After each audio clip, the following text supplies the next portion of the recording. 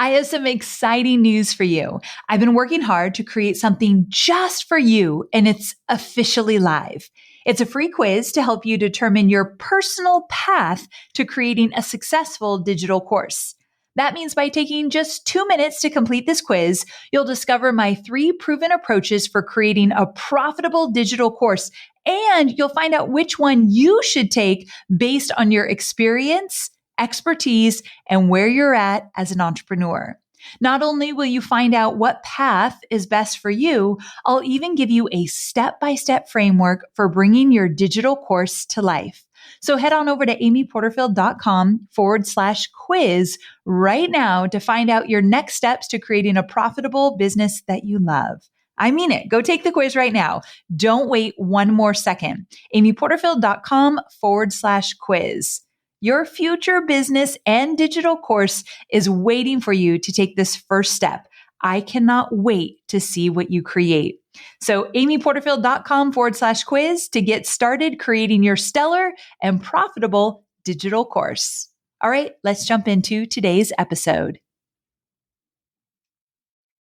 Hey there, Amy Porterfield here. Welcome back to another episode of the Online Marketing Made Easy podcast. In this episode, I'm going to give you the tools to become a more customer-centric business where you serve your customer at the highest level, more so than anybody else in your industry. And in turn, you cultivate a thriving, profitable business. My guest today is Casey Graham, the founder of Gravy, which is a company that helps entrepreneurs and business owners solve the problem of failed payments and credit card declines in their businesses. Now, I've had the pleasure of working with Casey for almost 2 years now, and he is an incredibly smart and strategic business owner, and he knows how to create profitable businesses. He knows how to start them from scratch, build them from the ground up, and he's a master at growing a thriving team that wow their customers on a daily basis. Now, in this episode, Casey's going to drill down on the 5 non-negotiables of setting up a stellar system of customer care in your business. You're going to walk away today with some simple strategies that you can incorporate into your business immediately that will literally change how your customers see you and, most importantly, how they feel about you on a daily basis. Before we jump into this incredibly important topic today, I wanted to tell you a little bit about Gravy, which is Casey Graham's business. If you have a subscription model business, like a membership site, or offer payment plans like I do for my online courses, you've got to listen up. One of my biggest frustrations was lost money due to failed payment plans. In fact, it used to keep me up at night. I would think, I work so hard to attract new customers and launch my programs. And then what happens if a bunch of people don't finish their payment plans? I'm screwed.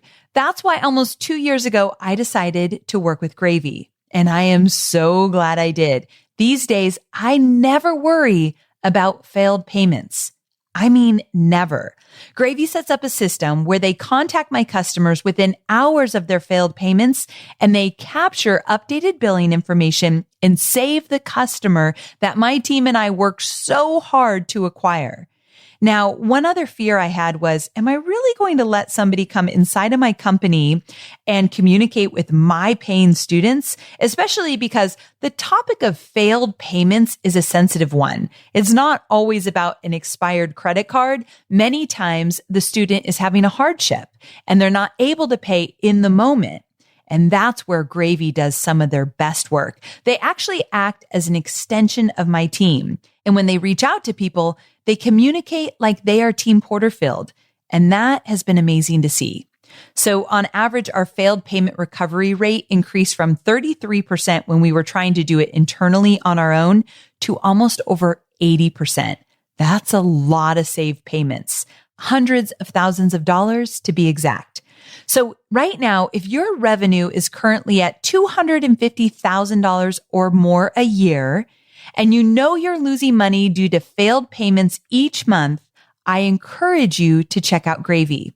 The cool thing is that Gravy is waiving its setup fee for my listeners. So go to amyporterfield.com/gravy for all the details.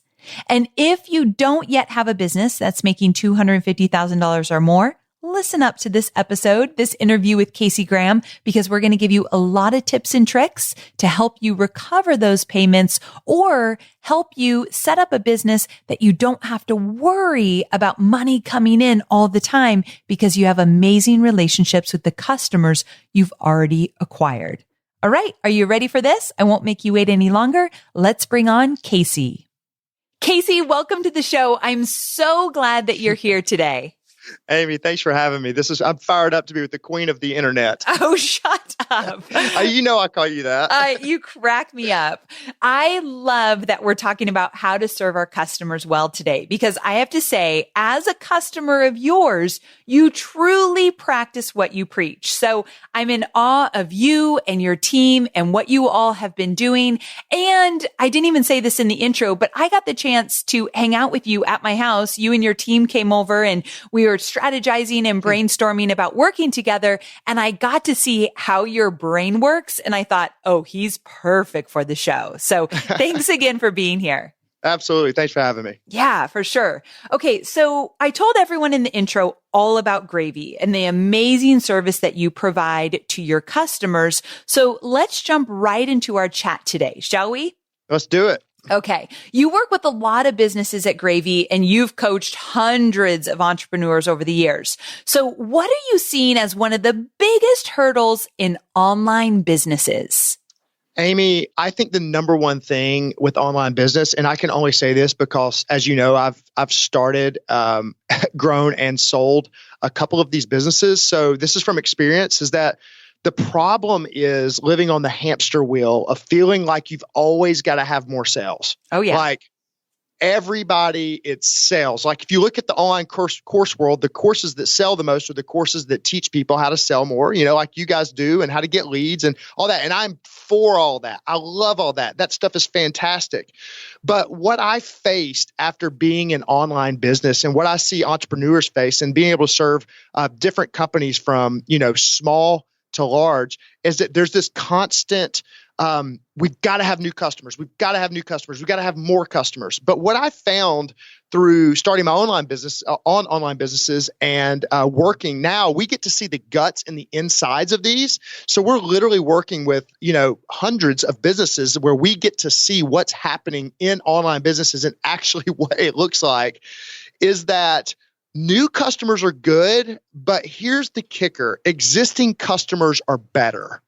And it's not talked about a lot in online business. And most of the stuff is about front end and like build a funnel to get people to pay you the first time. While I am pro that, and I think you should focus on that, I think there should be an equal attention, whether you have one customer and you're just starting out, or whether you have thousands of customers, the people who have paid you already, there's so much value there, and you can create a massive business from that. Now, I say that you either are creating an ATM machine or an asset in online businesses.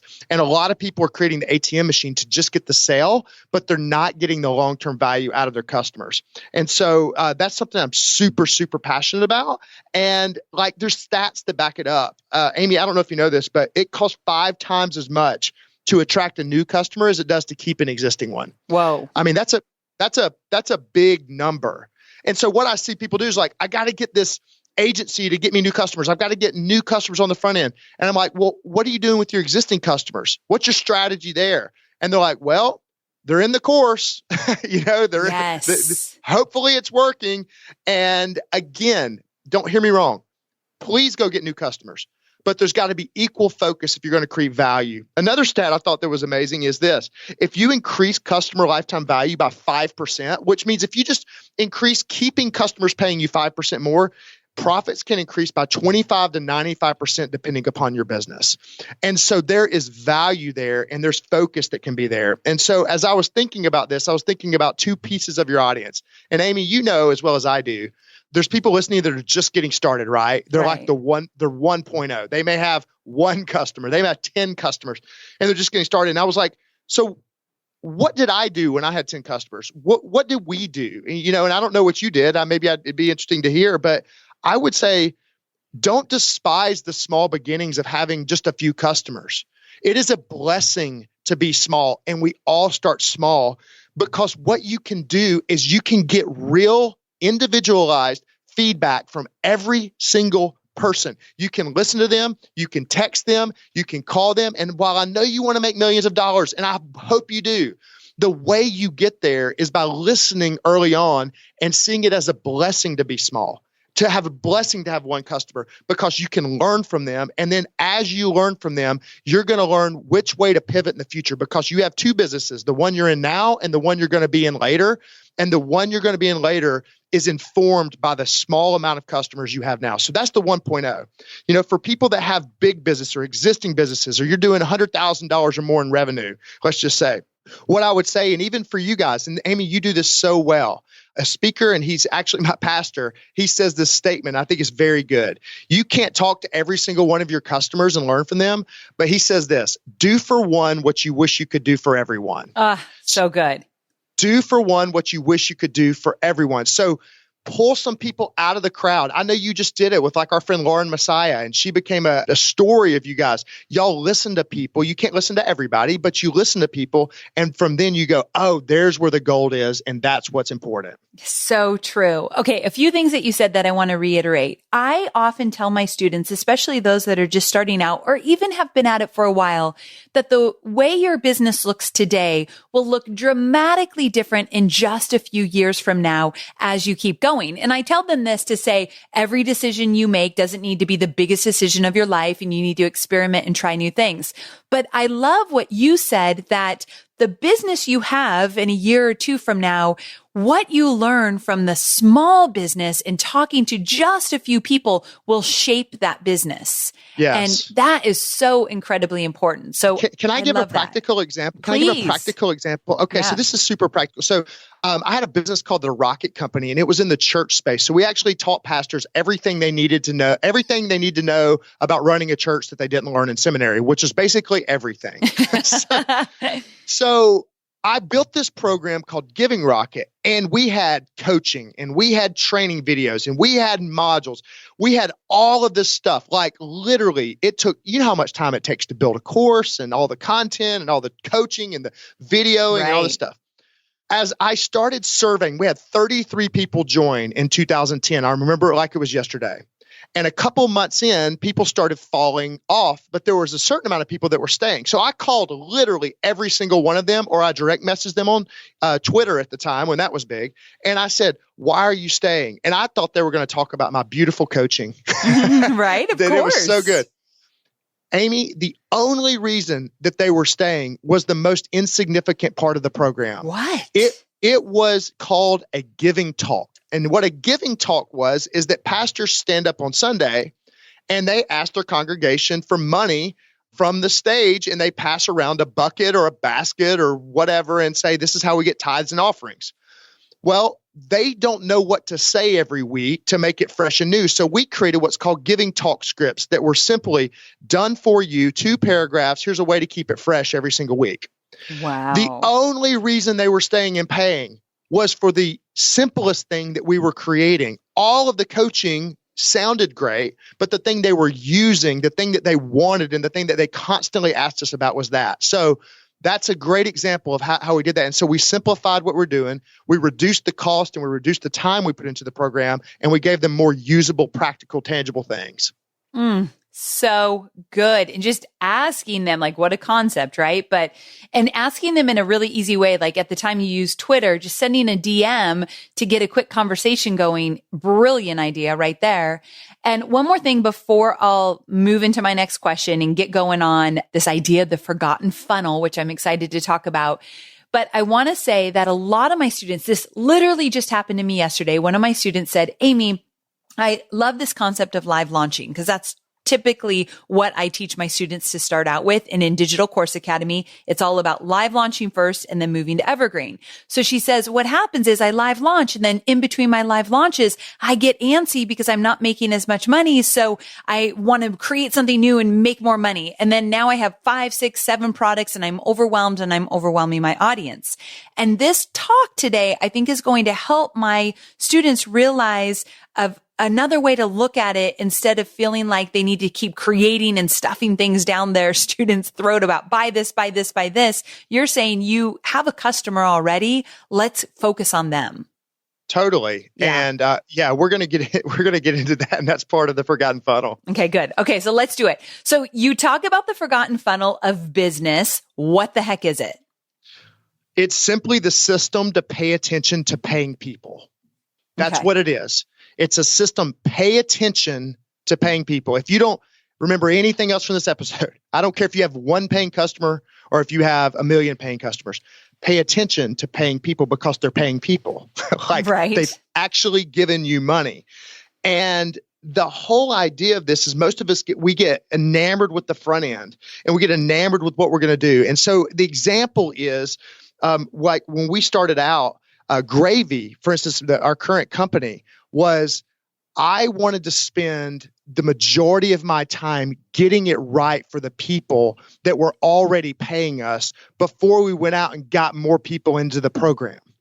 And what I found was, as we were doing Gravy, as we were starting this program and of helping businesses recover money for lost payments and things like that, is that there was so much value in listening to what you have to say. I mean, you were our first customer. So crazy, so crazy. And putting the human element of listening and putting people back into business, because in this whole thing of online business, we get so lost in the idea that it's online. What we found is the way to win in online business is actually to be more human.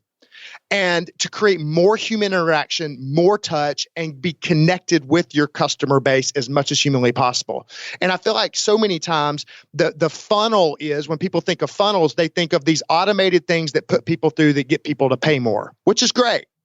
But where the big value is on the back end. So I'm going to give you the 5 P's so everybody can remember, and this is step by step. We're going to go through every one of these of how you can build this into your business, whether you're just starting or whether you have a multi-million-dollar online business. Here's the system. I'm going to go through it step by step. Is that cool? Yeah, let's do it. All right. The forgotten funnel system is this. Number 1 is perspective. Is that you've got to, and this is a weird word for a system, but your perspective on how you view people and how you view customers is going to drive the long-term value of your business. Amy, I'm not just saying this. I've said this to you privately. I'll say it publicly. Because you actually give a crap, like a lot about your customers. And you do. I do. And you're so protective of your brand. And you're so protective of how people feel. And you're so protective of them being treated like a real human being and a real person. And I know when you first started, you did this individually. And as you've gone, now your team does it and different things like that. But your perspective, when we tell other people that are coming in to be customers of Gravy, we say, hey, you're the gold standard. We say, you can treat people like Amy Porterfield, which is highly relational, or you can treat people transactionally, right? And your perspective on what a customer is matters. So that's number 1. We're going to dig into that in a minute. Number 2 is people. How is your team or you set up to serve your customers? So early in business, it's going to be just you. So I'm going to give you some practical examples of how to be set up for when the worst disaster you can do is get your first customers and them not be served well. They're just not going to tell anybody and they're not going to come back, And then number 3 is process. How are you getting feedback from your customers and how are you building value after the sale? Because what I see most people do is they do all I hear about is the on the front end of the funnel is build value, build value, build value. But after they buy, we expect the course or the product to satisfy that value need, but oftentimes it doesn't. And so how do you have a process in place that instills value for your customers that's above and beyond your course? Number 4 is your product. What's your product value ladder? Like, where are you taking people? If you're just saying, I want to just take people into this one thing, you're going to have a shallow business. So I'm going to talk about how do you build a value ladder that's deep, that allows you, even if you don't do it now, and even if you're just starting out, where you already know what your next step is going to be to create more money on the back end of your business. And the 5th thing is profit, is where are you losing customers? There's churn in your business. There's when people quit listening to you and they go listen to somebody else. Why do they do that? And how do you keep them staying and paying for a long time? And so that's the 5 P's of the forgotten funnel. Okay. And like we do on this show, often we break it down. So start me at the top. We've got perspective. I know you talked about this a little bit, but break it down. All right, Amy, let's get super practical. Okay. I like it. So here's the deal. This is perspective. I always say this. The way you view it is the way you do it. The way you view it is the way you do it. I wake up at 4:20 a.m. and I go to the gym at 5. And when I walk into the gym, there's a couple types of people. There's people that are, it's cold and I don't want to, like there's like the drag in. And then I have some other people that come in, like my friend Josh, and he's like, let's go. Let's get a personal record. Let's rock and roll. That's all you too. That's how you walk in. I know it. But the point is how you approach anything, how you view anything is how you do it. And your perspective and your mindset matters. And so what does this have to do with your business? Right. Well, customers. How do you view the word customer? How do you view it? I did an informal text survey to 20 online and a couple of offline business friends. And I just said, if you had to define the word customer in one word, what would it be? Ooh, what were some of the answers you got? 18 responses were transactional in language. It was paying, money, transaction, those kind of things, right? Interesting. Okay.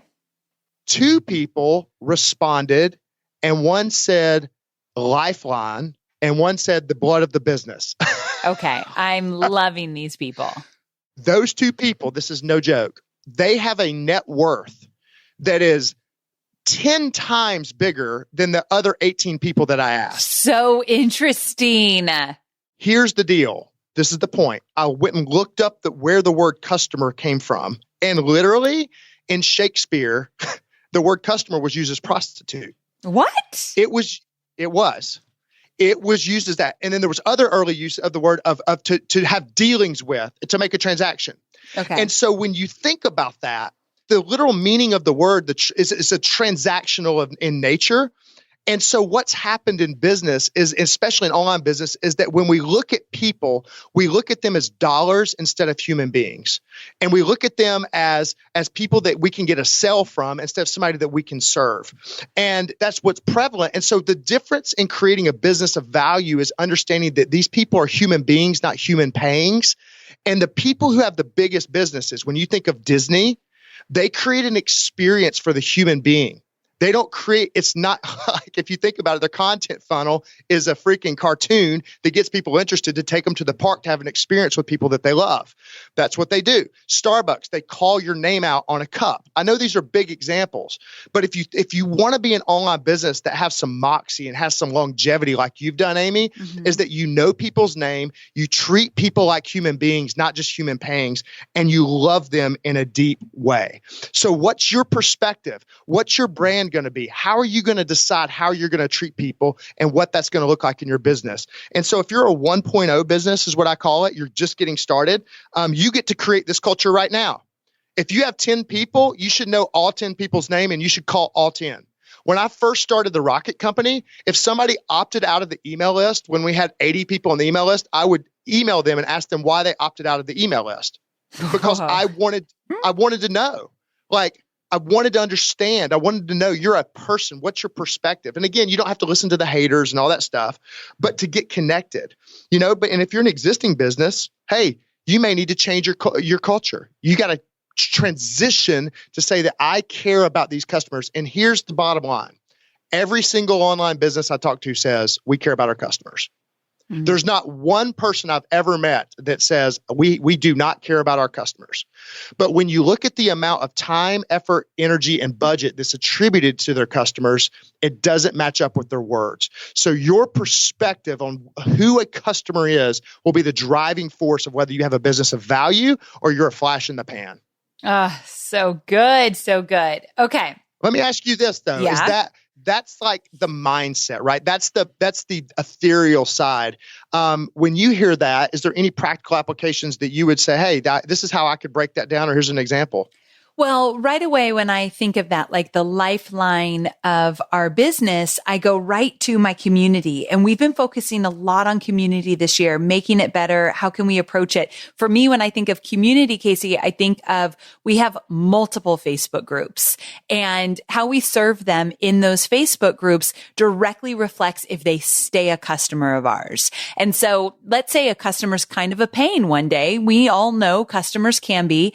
And so if I hear someone on my team saying, oh, these people are crazy, they're sucking me dry with all their questions or whatever, I'm instantly thinking, you're talking about the lifeblood of our business. We need to change that perspective instantly. It doesn't happen a lot, but I hear it, and I'm guilty of it too, like when someone's bringing me down. So I have to really watch myself, because without our customers, we do not have a business. And most days I love the heck out of them. But when I see my team being brought down with an issue, I've got to be the leader to step in and say, we need to remember we are here to serve them. That is our job. That's right. I tell my team all the time, I don't pay your paycheck. Our customers do. Yes, that's a great point. I've never said it that way, but it's true. It's true. So, listen, this doesn't mean that you've got to listen to every hater and naysayer. The best filter for this is Ritz-Carlton. They say, we are ladies and gentlemen serving ladies and gentlemen. I like that. So if somebody's being crazy and treating somebody with disrespect and all that, that's not what I'm talking about. Right. I'm talking about, we usually either focus on the haters or the lovers. And I'm going, no, there's about 90, that's 5% are lovers, 5% are haters, and there's 90% of everybody else that's in the middle. That's who I'm talking about. Oh, that is really good too, because we tend to shine a light on those people that are vocal and really happy and excited. What about all the people in the middle that might not be as talkative, let's say in our communities, but they still need to be treated with excellent service and given shout outs and really recognized. So we're going to talk about that later. We're going to talk about that later. Oh, good. Okay. All right. So let's keep moving on then. So here's the deal. The first P, perspective. The second P is people. And you're actually talking about the team that serves your customers. So give me more of that one. Yeah. So once you have your perspective set, and I don't care what it is, it can be either, hey, we're transactional or we're highly relational and transformational. Just pick. Then you have to align your team or your staff around this. Now, I know when a 1.0 person hears this, and they're just getting a business going and they're just starting out, they're like, well, I don't have a team. Well, it doesn't matter. You still have to fulfill this role in your business. Your team is you. So here's what I would say. Customers deserve equal attention, just not all of your attention as the entrepreneur.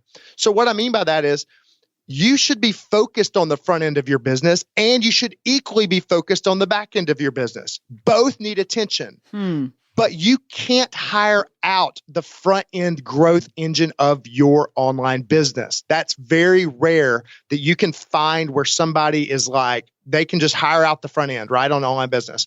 That's where you as the entrepreneur should focus.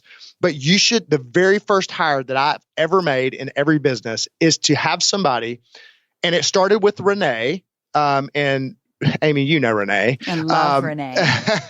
But she started in my first business at literally working for an hour a day from home by the hour.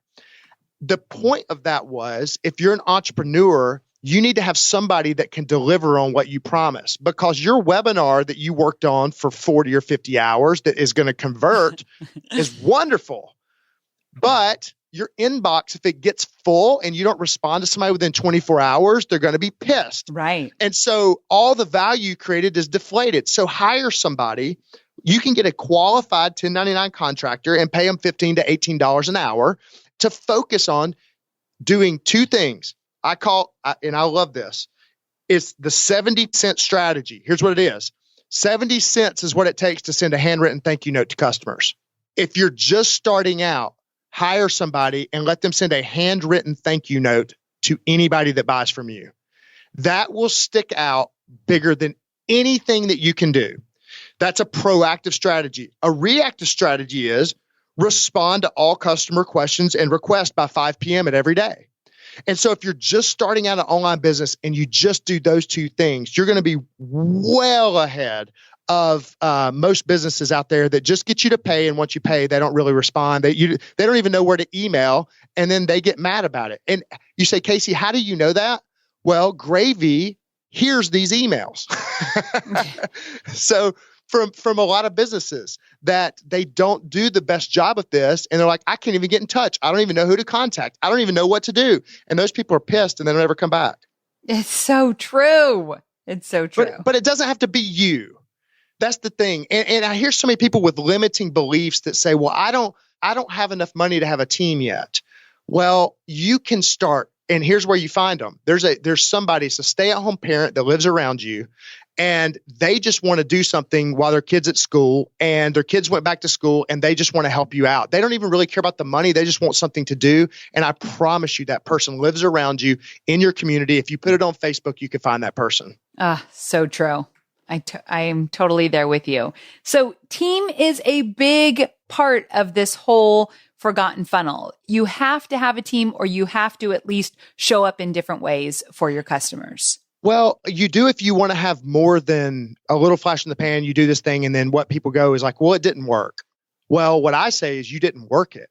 And if you get 10 customers, like those 10 people know 10 people, and you should care just as much about them, or somebody on your team care just as much about them as you do about the next people that you're trying to sell. Yes. I love that. I often say when people say like, I only have 100 customers, I often say, okay, invite all 100 customers to your house and you tell me if that feels like a really small group of people.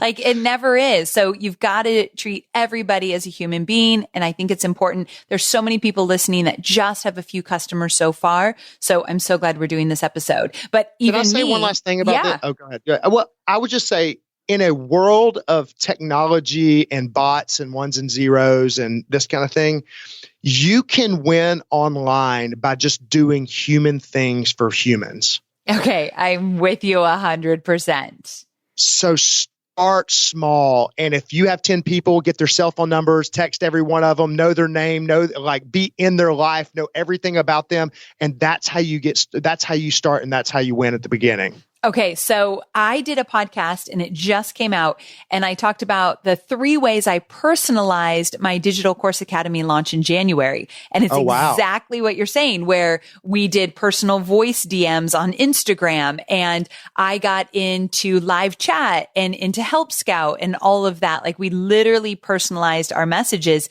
and it goes a long way. So you and I are so on the same page. Pat Flynn and his team do a phenomenal job of personalizing people that come in as well.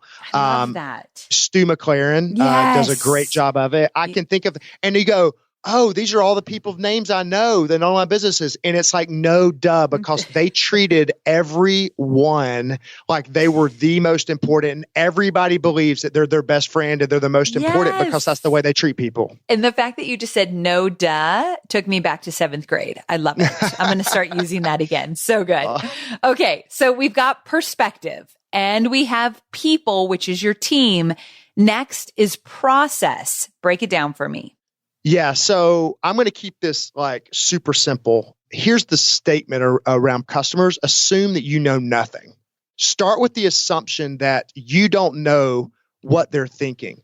Jim Collins, author of Good to Great, Great by Choice, other great business books, he calls this productive paranoia, which I love the term, that you should be paranoid that you are thinking that your course and that your idea is the right idea. If you ever think it's the right idea, you should constantly at the same time be going, yes, it's the right idea, but I'm probably missing something. There's probably something I'm not seeing and I need to know more. And so when it comes to process, you've got to have a process in place to add value over and above your course. I see so many people launch a course, they launch their site, their membership site or whatever, and they expect the product to do the job. The product is like, that is, people are buying the product. That is the expectation. They're like, okay, yeah. But the way they stay and pay month after month, year after year, and the way they go deeper in your business are these 3 things. And I'm only going to talk about one of them, but these are the 3 things. Consistent content, which Amy, you do fantastic at. So the reason, here's why I like your content. I feel like a third of it is personal. I feel like a third of it is professional advice, and I feel like a third of it is promotional. That, again, I'm not saying that's what it is, but it feels that way to me. It feels that there's a connection and there's a mix-up of the content. And it's not all buy this, buy this, buy this, buy this, buy this. you know? And so showing your dog Scout, which Yes. he crushed me. Yes. Okay, you guys, I have a picture where we are literally taking a picture, and you know the live feature on an iPhone? Oh Well, we gosh. take the picture and Scout jumps up on Casey right in the family jewels. Let's just say it. So you guys would die, and we have it on live video by accident. So it's good. Yeah, we'll keep that one to us. But there's the three processes: consistent content. Number two is community connection, which there's plenty of content. And Amy, you do that well, and people do that well, and how to create community. But the third one is the one I'm going to give as a practical tip for. I don't care if you're just starting out or you have a large business. The third process you need to have in place is conduct surveys. Conduct surveys. And here's the number one question asked, and this comes from the book Net Promoter Score, which is, how likely are you to recommend this course or membership site or whatever to a friend or a colleague? How likely are you to recommend this course or whatever, fill in the blank, to a friend or a colleague? And give a 1 to 10 scale and send that out right after they buy it, purchase, at 30 days and at 90 days. And what we've seen happen at Gravy is, by knowing what the pulse of the majority of the people is, gives us reality on what's actually happening as it relates to value in the business. Let me break that down. So when we started Gravy, just as an example, I thought just returning more. What we do at Gravy is we return more money back to the business that they were losing from failed payments or cancellations or those kind of things. And I just thought, here's an ROI report. Gosh, I'm sure you're blown away and happy that you're getting this. And we started getting some scores back that said 5 and 6 and, 7. And I'm like, what in the world? We're saving this company, hundreds of thousands of dollars a year. And I got a 5 back on the report. Why? And when we start getting this information back, we get on the phone. And what we learn from being on the phone with this person is, while the person that bought is super happy that they're getting the money back, they don't know how we got the money back. And if they don't know how they got the money back, it creates a gap in trust. And so they don't know if that's right or not. So they just wanted to see, how many emails did we send? How many things we did? So what we learned from that, by listening, by getting a 5 and going, oh crap, is that we need to show our work. We need to have transparency on, this is exactly how we were recovering, who we're recovering, and things like that. That's just an example for my business. But for your business would be, don't just listen to the 5% that love everything you do. And don't listen to the 5% that hate everything you do. In that 90%, that's where you can get, when somebody gives you a 6, get on the phone with them and ask them the question, why? What did we miss? What could we add? And from that, you'll be able to know, here's what people heard when they bought. And then you'll be able to meet the expectation with the process that wasn't met with your existing product idea. Does that make sense, Amy? It does. It does. So but this is simple. This is like grassroots. This is like pick up the phone, send a text. This is not some crazy system that has 57 steps of automation. This is just putting it in place to know that this is, get those numbers back and then talk to people. It's so true. And you're even giving us ideas, like you text 20 of your best friends that have businesses and you ask them the question about, what does customer mean to you? And I know you weren't even thinking of it this way, but when you ask a question, when you survey people, when you want to do something off the cuff like that, and you make it easy for them to respond. And I've said this from the get-go, you asked for one word and you texted them. I mean, that's super easy. So we've got to think about how they can respond quickly as well. So here's what happens though. And this is creating value on the backside of your business. And here's what you do. When you get surveys back, and let's just say it's your 9s and 10s, email that person and say, hey, will you shoot a quick video? We're going to put it up on the website. So when you get a 5 back, you get on the phone and you see what's going on. We have turned, by just listening to what people have to say about our service and being able to get on the phone and talk with them.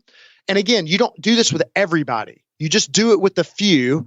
If you have a bigger business, you can turn some average fans or some mediocre fans into raving fans because you treated them like a human and you did one word, which is just listen. You just listen to them. And just by listening, it shows empathy and connection. And from that, some of those people have become some of our greatest fans. So true. I can only imagine. Okay.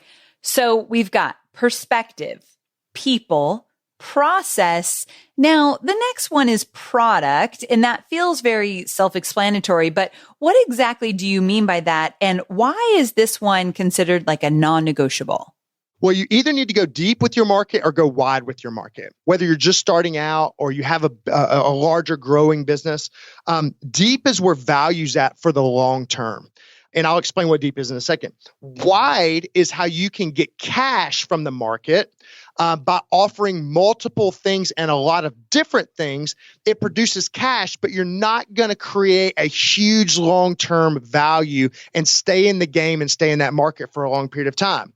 And so example of this is at the Rocket Company, which is a company that we've talked about a couple times that we started, is that we decided to go wide with the market. And we offered a bunch of different things for a bunch of different people all inside the market because it was a small market. And we couldn't go deep with it because there just wasn't a lot of value in there and people that had the cash to pay for anything that was going to increase in value. It was limited funds from limited churches, right? And that so we sold them a bunch of smaller things. But if you decide to go deep in your market, here's what depth looks like. The first level is you teach somebody to do something. You teach them how to go do something. That's what you do, Amy, right? Yeah. You teach, like, what's some of the practical things that you teach? List building, course creation, webinars. Yep. So that's what you do, and you've decided to do that. Now, to go deeper in that market is that you come alongside them and you do something with them. So the first thing is you teach them how to go do something. They do it. The second thing is it's like, okay, you've taught me how to go do this, but a lot of people want you to do it with them. That's where higher ticket stuff comes in. Your coaching, your workshops. Like a mastermind. A mastermind. You're doing it with them. You're helping them. You're not doing it for them. You're doing it with them. And the deepest level of product and the one that creates the most value over the longest period of time is the one that when you do it for them. That's the deepest level. Now, I'm not saying that everybody listening to this should do that. But there's very few $100 million information online businesses. And there's a reason why. Is because it's mostly wide. It's mostly we're going to sell a lot of different things to our audience instead of going deep. And the most valuable thing that you can do for somebody is do something for them. And so another practical example, before we sold the Rocket Company, the way we did this is we decided, hey, we've got all these different things, but the number one thing that people keep asking us about is like a giving technology in our church. You telling me that we need to make it easy for people to tithe at our church, and you need to make it to where they can get out their phone in the service and they can give a recurring payment. Right? Yeah. So I was telling them they need to do this, but they were going, there isn't anything that does this. Everything's complicated. Everything's this. So I started going, I've got an ATM machine business here that produces lots of net profit. It's a big cash cow. That's great. But I constantly have to go get new customers. I had this problem in the business. I was not thinking long-term value. And so what created the value of us being able to sell the company and create life-changing exit from selling the business was listening and going, we're going to go deep with the customer, and we're going to use our content to listen to what they want, what they need, what's going to put more money back in their pocket, but we're going to build it for them. And if you look at some of the biggest businesses out there right now, that some of the softwares that even you use or different people use, it came from somebody using their product as a listening tool, their info product as a listening tool to find out what can I do with you? And as I'm listening with you, then how can I do something for you? And when you do something for them, whether it's software or a service, that's when you can build a massive mega business. So good. So I know that's a little more advanced, but I think there's people out there that are like, what is this like? How does somebody end up creating these softwares? Well, they create softwares by listening to people that are using information products. It's a great way to get paid to know what your next business idea is going to be. That is a big deal. That's a big deal. And here's the bigger deal. Most entrepreneurs are not focused on that. They're focused on getting more customers. And so where I found this was a huge deal was at the Rocket Company. I started going like, hey, we're growing month over month, but I'm like, the money's not matching up. We sold in my head, because you know how this is, Amy. When you sell 100 subscriptions and you're the entrepreneur, you know it's 100 subscriptions and you think it's going to be 100 things that are built. Right, so, exactly. It's like, well, why is it not that? It's supposed to be X amount of dollars. It's not that. And so started digging in and started realizing that we were losing like $7,000, $8,000, $9,000 a month was going out the back door. And the reason it wasn't because customers were necessarily mad or pissed or didn't want the products, just their credit card declined. And so with transactions failing, that's called involuntary churn. That's the official term for it. Okay. I didn't even know this. In your online business, you have involuntary churn. That means they still want your thing and they're signed up for your thing. Their payment just doesn't work. So our question was at the Rocket Company is like, well, what are we going to do about that? So we tried to put in automation. Well, automation only recovered and Dunning software only recovers about 15 to 18%. And it cleans up the easy stuff, like just update your credit card, people do it. Well, then there were still 80-something% of people that were left out there that we just canceled their subscription. And that's what most people do. And they call it the cost of doing business. We're just worried about new people. They don't want them anyway, and you villainize them and all this kind of stuff. And so I said, no. We're going to get after this. So we built an entire team around people that would personally reach out to these people and then bring their payment back online. And what we found, we took it up to over 80%. And that's what we've done with your business, Amy, right. Is that, we're about at 80% recovery rate of these involuntary churns. And it's a huge amount of work. But what we didn't realize and what online businesses don't realize is if you lose somebody, let's say you're doing a 12-month payment plan of $99 a month and you lose them in month 6, you don't just lose that $99. You lose the subsequent $99. Yes. But you're losing the next $99 of the next customer the next month. It is a compounding issue. Right. It is a huge loss. And so if you want to take a step today, if you have customers that are paying you on a subscription, payments are going to fail. You better have somebody on your team, what we talked about, people that follow up and have a manual process to be able to get in touch with these people to get them back in line because they don't just show back up.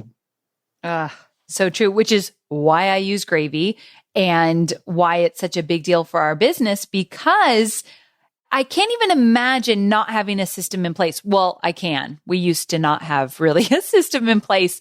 But what advice would you give to somebody, Casey, that is not a good fit for Gravy just yet? They're not making $250,000 in their business yet, which if you are, I believe you have to get on the phone with Gravy. I think you need to talk to them and see if your business would be a good fit for what they offer. But let's say you're not making that yet. Can you give a few tips? Yeah, 2 things. Number 1, create stay bonuses.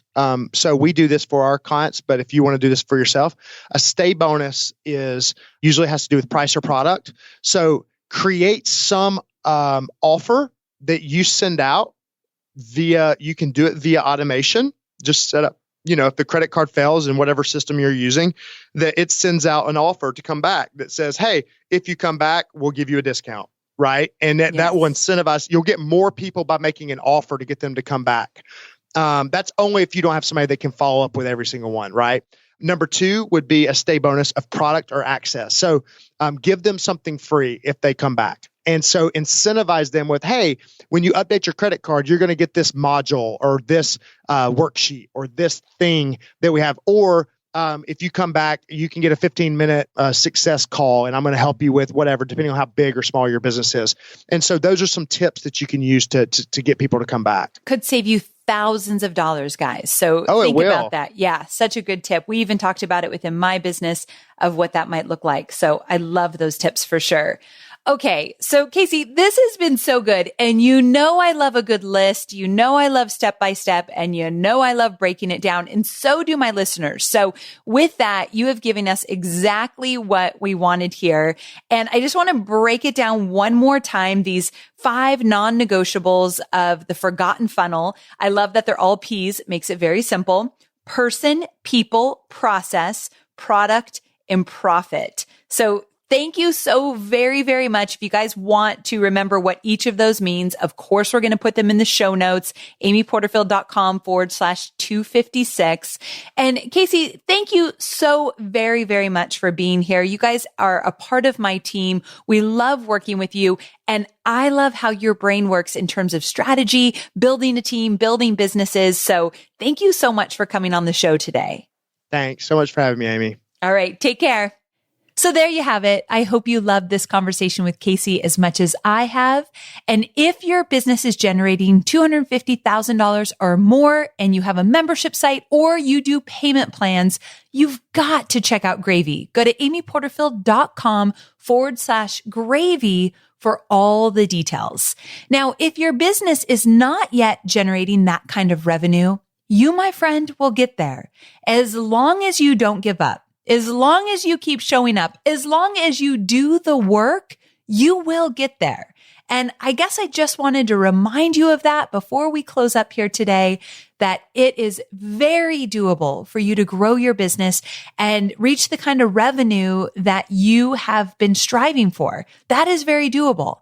And when you add a customer-centric focus to your business, when you look at your customers as the lifeblood of your business, and you know that you are showing up to serve them, whether you have 1, 2, 10, 100, or 1,000, start small and really learn about your customers from the get-go. And as we mentioned in the very beginning, that will shape how you do business in the future. The kind of business that you are building starts with you understanding the few customers that you have today. All right, guys, thanks again for tuning in. And before I tell you about next week, have you subscribed to the podcast yet? Because I don't want you to miss a thing. I want to make sure that when you check your podcast playlist, that you see the latest and greatest new episode from the Online Marketing Made Easy podcast. So make sure you subscribe. And when I do a bonus episode that I do not put on social or do not email about, you will get that bonus episode because you are a podcast subscriber. Also, next week, we're going to talk about something that you may be doing in your business unintentionally, but it's killing your customer conversions. And that is offering too much. We're going to talk about your offers. We're going to talk about streamlining those offers because more is not more. And you're actually hurting your sales by offering too much. Yep. We're going to talk about it next week. So make sure to tune in. I will see you soon. Same time, same place. Have a great week. Bye for now.